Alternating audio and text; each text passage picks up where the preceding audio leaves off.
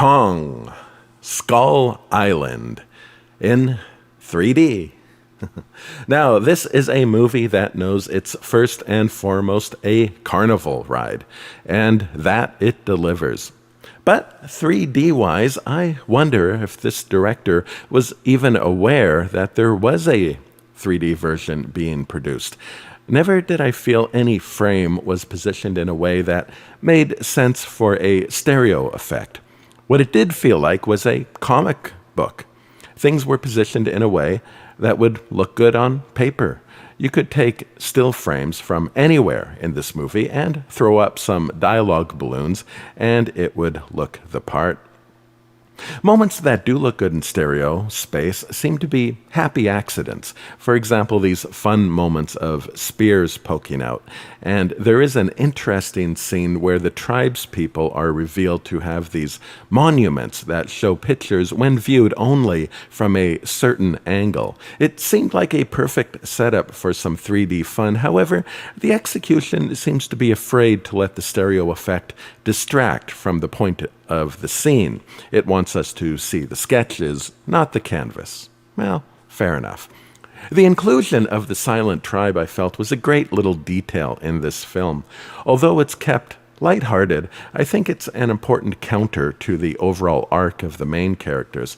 The moment of leaving the tribe behind reminded me of a scene from the movie The Sound of Metal. In that movie, there's a society, a community for the deaf. Outsiders, anyone who can hear, are not allowed to stay. And there's a scene where someone decides to get implants and is tearfully sent away. Though a lot can be inferred into such a moment, how I see it relating to Kong is the choice between finding peace with your world or demanding control of it. From the commentary, I learned that the director approached this as a man versus God story. Fair enough, though I disagree with calling chaos and bad luck God. I can't accept that in the face of it, people find comfort in saying God's in control. We don't do well with helplessness. It's an idea the brain just wants to reject. And this film shows us different sides of dealing with it. For a crazy story about a grumpy monkey, it's got a deep core.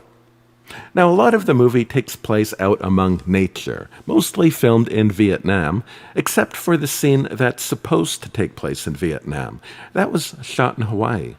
The thing about nature in 3D conversions is that they tend to reveal the limitations of the process. That is, you get your foreground elements, usually your actors, then behind them a few token trees get a little definition, and the rest is made into something of a backdrop. Sometimes it's a bumpy backdrop. There seem to be a few shots here, though, where they do go that extra mile and get a bit deep into that foliage, where you see, perhaps several rows of trees get some definition. Now, how much background is needed in a stereo movie is debatable, but it is something of a blessing to be able to define where the background is going to begin. It's something that the 1950s golden age of natively shot 3D struggled with. The 80s era just kind of ignored it, and the early modern era Hollywood got around it by just dialing down the overall effect. It wasn't until conversions came of age that they really loosened up and let the 3D stand out. And the reason they could is because the background was tamed. It was made to stay in one or two places and not distract. It didn't veer off into funny angles that felt misaligned. It didn't create twinkle effects. There weren't large gaps of information that one eye couldn't see. A viewer can just focus on the big things up in front. There's a quality I call vividness that seems to get lost in conversions, and I'm not suggesting it's important for the sake of 3D to be engaging and entertaining, but it's lost all the same, and the brain seems to know it. The word stereo is not actually a pseudonym for the number 2, rather it's derived from a meaning of solid, as in the perception of the solid nature of something. The point being that 3D conversions only occasionally provide enough information to get a sense of mass. And when it does, it is selective. Maybe we can sense the windows and feel the space inside this helicopter, but not outside the window. But then this shot isn't about the outside. We're being taken on a ride inside a doomed helicopter. So storytelling-wise, all we need to feel is this claustrophobic chamber of doom that is the inside of this crashing helicopter. If anything, wandering eyes might distract from the point of this scene, and even if it were shot in 3D, it might be a good directing choice to purposely make the CGI flattish, just to keep attention where it's needed. Still, I think many moments could be better served in native 3D than converted. Although we want to focus on the actors, being able to sense the surrounding depth, the solid, gives the viewer a sense of control, alertness. And the difference between a 3D movie and a flat one is 3D nudges you to touch and feel what you see. And if you're touching an incomplete background, you can just feel that you don't need to worry about it, about the forest. It's not really there. Though we have breakthrough moments like looking down at this group walking through this bamboo forest, it delivers a visceral sense that something is waiting to drop in. Maybe you should protect your head. Knowing your environment gives a sense of being in control.